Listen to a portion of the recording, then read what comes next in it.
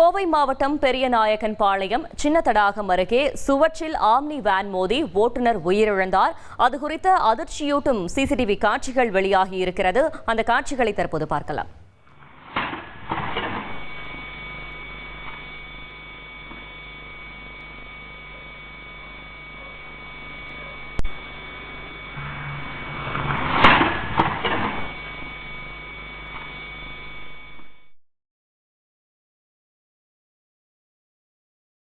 இது குறித்த கூடுதல் தகவல்களை வழங்குகிறார் செய்தியாளர் நாகராஜ். நாகராஜ், வணக்கம். இந்த விபத்து தொடர்பான மேலும் தகவல்களை சொல்லுங்க.